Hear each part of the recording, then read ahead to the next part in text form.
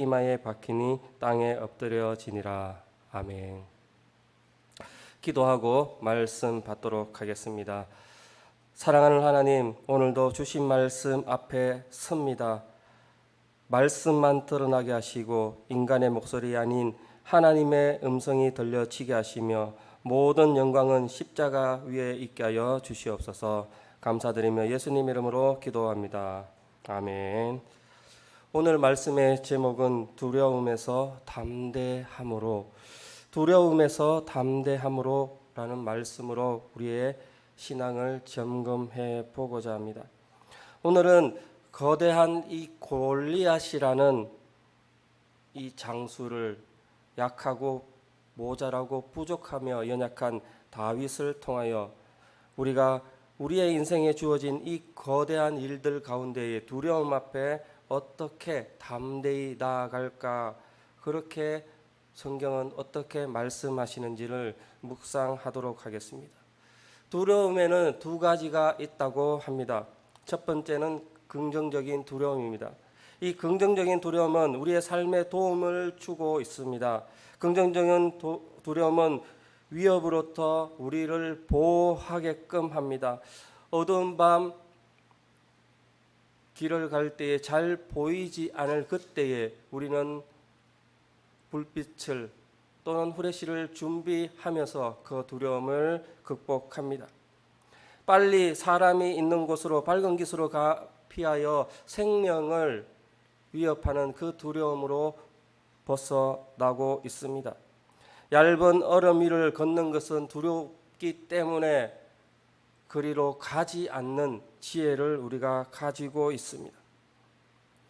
병이 들고 사고를 당할까 두려워서 보험을 들기도 하며 또한 안전에 여러 가지 장치들을 마련하기도 합니다.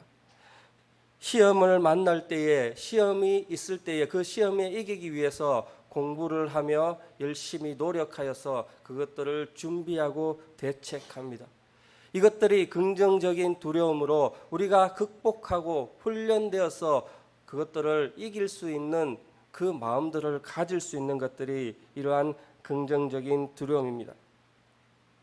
하나님께서 이 두려움에 대해서는 우리에게 하나님으로부터 이러한 두려움에 이길 방법들을 주신다는 우리의 작은 믿음이 있기 때문에 우리는 두려움 앞에 설 수가 있습니다. 두 번째로는 부정적인 두려움입니다. 극복할 수 없는 상황에 대한 두려움입니다. 지금 골리앗 앞에 처해 있는 이스라엘 백성들이 가지고 있는 두려움이 이러한 두려움일 것입니다. 필연적으로 적을 물리쳐야 하며 이 전쟁에서 지면 노예가 될 수밖에 없으며 가진 재산들을 빼앗길 수밖에 없으며 자녀와 부인들은 어떻게 상황이 변할지 모르는 그 상황에 놓여지게 됩니다. 그런데 이제는 싸우려고 하지 않고 벌벌 떨고만 있는 이스라엘 백성들을 앞장에서 볼 수가 있습니다. 두렵기만 하고 이러한 위기와 위험 앞에, 두려움 앞에 아무런 대책이 없는 것이 부정한 두려움이라는 것입니다. 오늘날 젊은 사람들은 무엇이 두려운가라는 것을 물었을 때 죽음이 두렵다라고 말합니다. 그러나 연세 드시고 나이 드시고 경험이 있으신 분들은 무엇이 두려운가 물었을 때 사는 것이 두렵다라고 말합니다. 그것은 무엇입니까? 앞으로 우리가 봐야 할, 보지 못해야 할, 준비되지 못한 것들에 대한 두려움. 젊은이들은 죽는 것을 준비 못하고 경험이 있고 연로하신 분들은 내일 당장 살아야 될 것을 준비 못하는 그 두려움이 있다는 것입니다. 이러한 부정적인 두려움 가운데에 이 부정한 두려움은 무엇을 가져오느냐? 첫 번째로 부정한 두려움은 우리의 잠재력, 하나님이 주신 능력들을 잊어버리게 된다는 것입니다. 나폴레옹 힐이라는 유명한 성공학 작가가 있습니다. 그렇게 이야기하기를 공포는 모든 논리를 무력하게 하고 모든 상상을 파괴하며 모든 자신감을 꺾어버리고 모든 열정을 지워버리고 모든 의욕을 없애버린다라고 말합니다. 두려움 앞에는 긍정적인 모든 상황들이 사라지게 마련이다라고 강조하고 있습니다. 심리학자 앨런 다운스라는 사람은 이 리더여 두려움을 극복하라라는 책에서 두려움을 극복하는 것이 성공하는 길이다라고 말하고 있습니다. 성공하는 것, 인생을 살면서 서인왕으로 인생을 살면서 영적으로 성공하는 그것도 영적인 두려움을 이겨내는, 공포를 두겨내는 이기는 것으로 말하고 있다는 것입니다. 부정적인 두려움의 또한 두 번째에 보여지는 것은 모든 인간관계를 파괴하고 있다는 것입니다. 거절당하는 두려움, 무시당하는 두려움, 비난당하고 피해당하는 두려움, 이러한 두려움 앞에 이제 두려움 속에서는 대인 기피증, 사람과 사람 사이의 관계가 끊어지기 시작을 합니다. 그리고는 세 번째로 모든 행복을 방해합니다. 지금까지 받아왔던 행복도 이제는 잃어버릴까 두려움으로 그 행복을 느끼지 못하게 됩니다. 대인공포증으로 광장공포증, 고소공포증, 질환공포증, 세상에는 왜 이리 공포증이 많은지 모르겠습니다. 이러한 우리 사회는 공포증에 사는 세상이 되었다라고 말합니다. 그래서 세네카라는 사람은 두려움이 있는 곳에 행복이 없다라고 단정짓고 두려워하는 그곳에 이제는 행복한 그것들을 느끼지 못한다라고 강조하고 있습니다. 네 번째로 마지막에 이 부정적인 두려움은 모든 성공에서 실패로 데려갑니다. 이제 믿었고 구원받았다는 그 기쁨은 이 두려움으로 인해서 천국에 가지 못할까? 아니 못 간다라고 그렇게 단정 지으면서 우리의 신앙을 실패자로 몰고 갑니다. 내가 가진 것이 빼앗길까 봐 많이 있음에도 부유함에도 불구하고 행복하지 못하는 두려움에 빠지게 된다라고 말하고 있다는 것입니다. 이러한 두려움 앞에 우리는 오늘 말씀을 통해 두려움을 어떻게 이길 것인가, 어떻게 우리가 두려움 가운데에 살아갈 것인가 교훈을 받고자 합니다. 첫 번째 우리에게 주시는 교훈은 어떤 두려움에도 하나님이 함께 하신다는 믿음으로 담대함을 가져야 합니다. 사람이 두려워하는 것은 분리에 대한 감정이 있기 때문에 두려워한다고 말하고 있습니다. 미실딘 박사라는 사람이 영유아 아기 때의 두려움에 대해서 세 가지로 이야기를 합니다. 첫 번째로는 떨어지는 두려움. 높은 곳에서 떨어질 때에 조금만 단이 올라도 떨어지는 두려움에서 망설이게 되고, 두 번째로는 큰 소리에 대한 두려움, 그리고 세 번째는 버려지는, 홀로 남겨지는 두려움이 모든 아이들에게는 있다고 합니다. 저녁에 홀로 산길에 건다면 얼마나 두렵겠습니까? 홀로 있다면 얼마나 두려울까요? 우리 집에 우리의 은혜 아기가 이 대구 신흥교회 제가 처음 부임하고 새벽 기도를 나올 때에 새벽에 일어나서 집에 아무도 없는 그때에 두려움을 느끼고 누구를 찾아왔느냐? 새벽에 내복 바람으로 이 교회에 예배, 새벽 예배에 왔었던 것을 우리는 한번 이렇게 소문으로 들었을 것입니다. 은혜는 무엇을 느꼈을까요? 아기는 무엇을 느꼈을까요? 자고 일어났을 때에 아무도 없는, 버려두고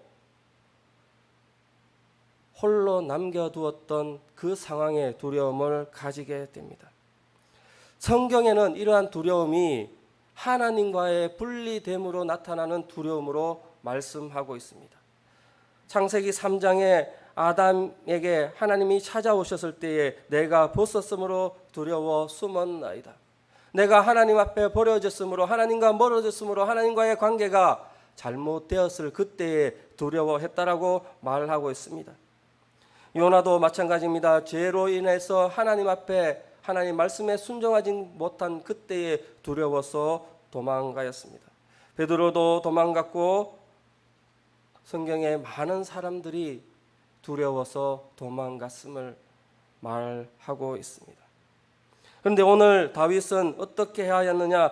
두려워하지 않고 담대함으로 나아갔습니다. 거인 골리앗을 만났는데 전혀 두려워하지 않고 죽느냐 사느냐 하는 그 순간에도 이 골리앗 앞에 담대히 나아갔음을 보여줍니다.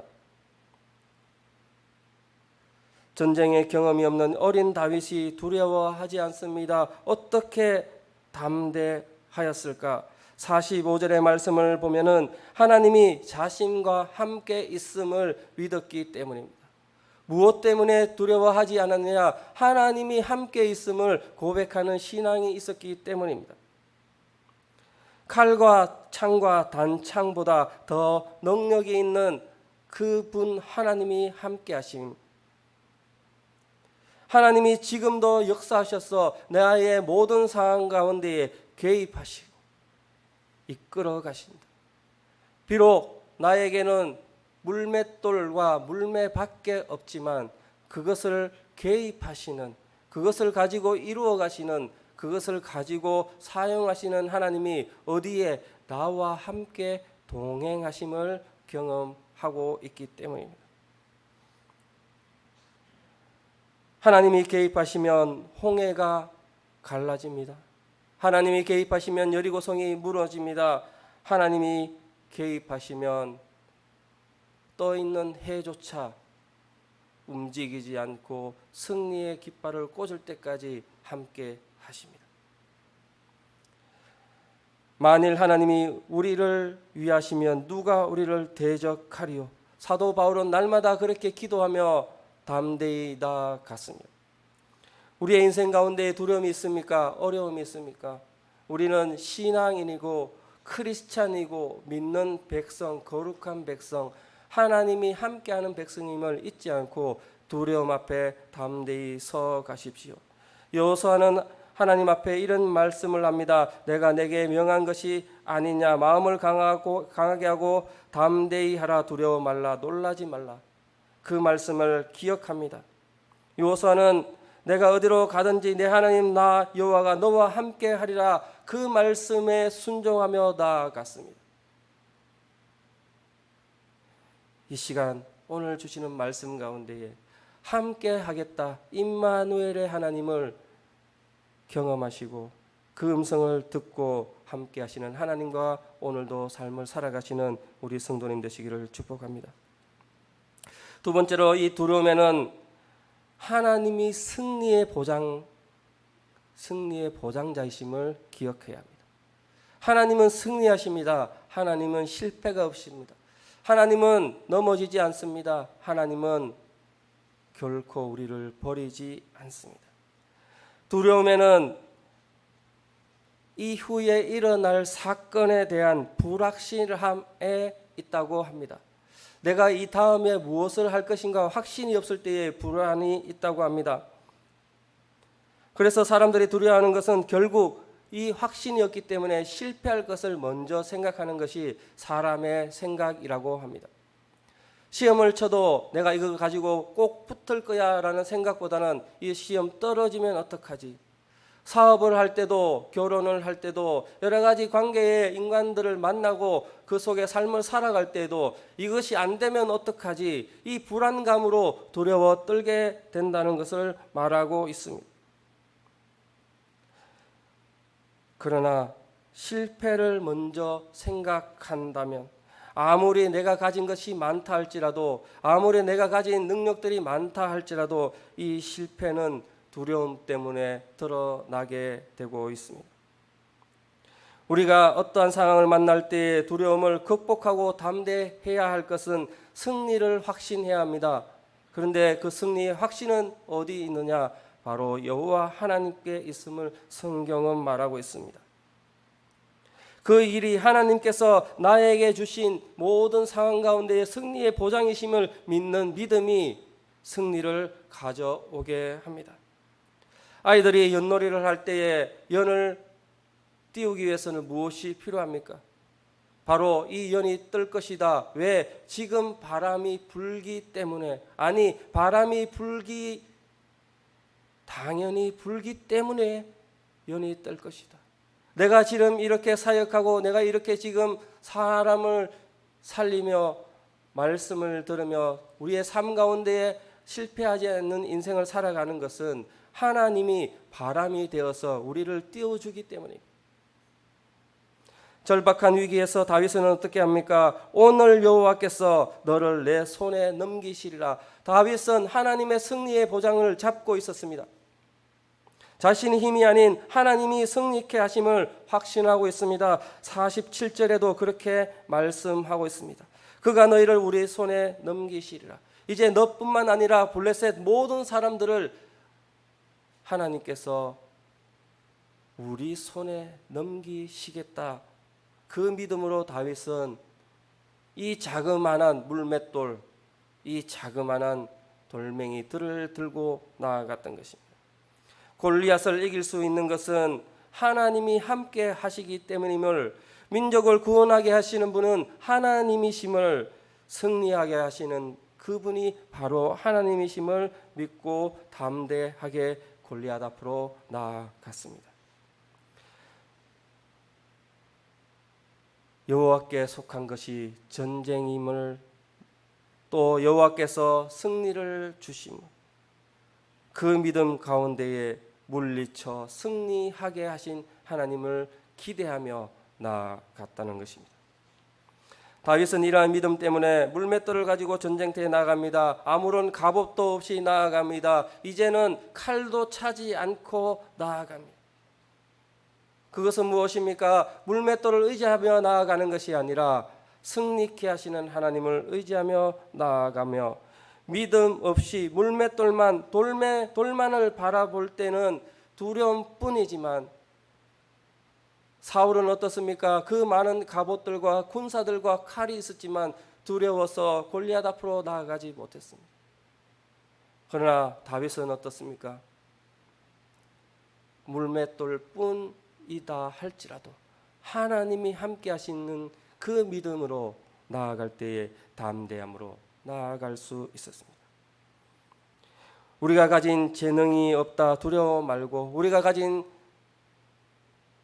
금전이 없다 두려워하지 않고, 우리가 가진 건강이 없다 두려워하지 않고, 우리가 가진 기력이 없다 두려워하지 않고 하나님 앞에 엎드림으로 믿음으로 나아가시기를 축복합니다.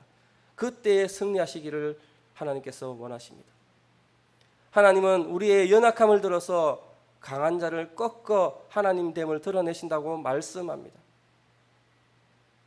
그렇기에 우리는 내 힘이 부족하더라도, 나의 가진 것이 연약하다 할지라도 하나님 앞에 그것을 들고 주의 일에 동참하시기를 축복합니다.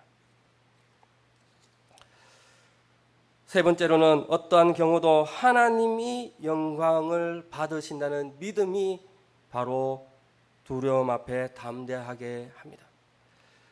영광의 주체는 누구이냐? 바로 하나님임을 다윗은 알고 있었습니다. 하룻강아지 법 무서운 줄 모른다는 속담이 있습니다. 아무것도 무서운 것이 없는 이 하룻강아지는 결코 경험해보지 못한 범 앞에 두려움 없이 나아갑니다.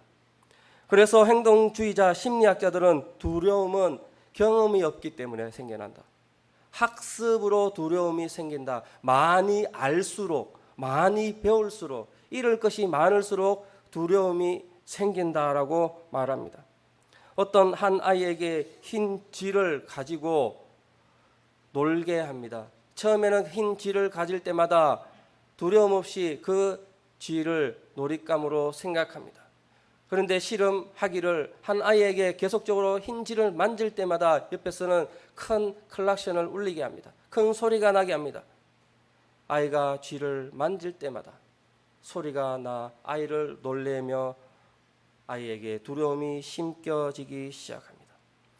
마침내는 소리가 없다 할지라도 이 쥐가 가까이만 온다면, 쥐가 몸에 닿기만 하면 아이는 스스럼없이 놀라 소리를 지르게 된다는 실험의 결과가 있었다고 합니다. 어느 정도 타당한 이론이며 지금 우리에게 주어진 이 두려움에 대한 이론이 될 수 있습니다. 그렇다면 이 불확실한 미래에 대한 두려움을 가질 때 다윗은 실패한 경험이 있기 때문에, 다윗은 두려움 앞에서 넘어진 경험이 있기 때문에 그 두려움 앞에서 담대할 수 없었을 것입니다. 인간이기 때문에 누구도 완벽한 승리를 가질 수 없기 때문에 누구도 두려움 앞에서 자유로울 수 없었다고 말할 수 있습니다. 그런데 오늘 다윗은 그런 두려움과 상관없이 하나님 앞에 두렵지 않은 담대함으로 나아가고 있습니다. 다윗이 무식해서 용감하게 나아갔을까? 다윗은 많은 곰들을 만났으며 많은 사자들을 만났으며 많은 이리들과 늑대들을 만나 양떼를 지켰던 경험들이 있습니다. 그 동물들이 얼마나 무서운지 다 경험하였습니다. 그럼에도 불구하고 담대하게 자기의 삶들을 누려가며 승리의 그 현장에 있었습니다.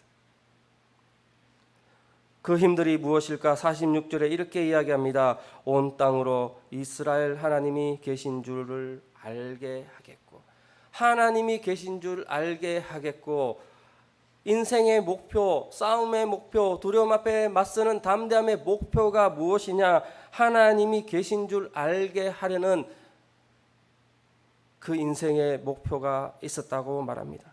47절에는 이렇게 이야기합니다. 여호와의 구원하심이 칼과 창에 있지 아니함을 이 무리에 알게 하겠다. 하나님이 승리를 보장하신다는 것을 알게 하겠다는 영적인 선언을 하고 있음을 말합니다. 하나님을 사랑하는 그는 하나님이 영광이 주체가 되며 하나님이 영광을 드러내게 되며 하나님의 영광을 위해 모든 일들을 도전하고 있음을 보여줍니다.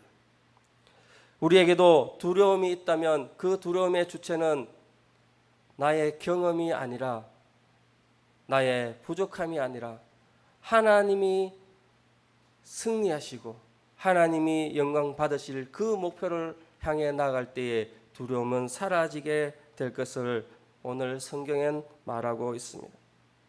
분명한 목표가 없다면 어려움, 문제가 다가오면 두려워하여 포기하게 됩니다.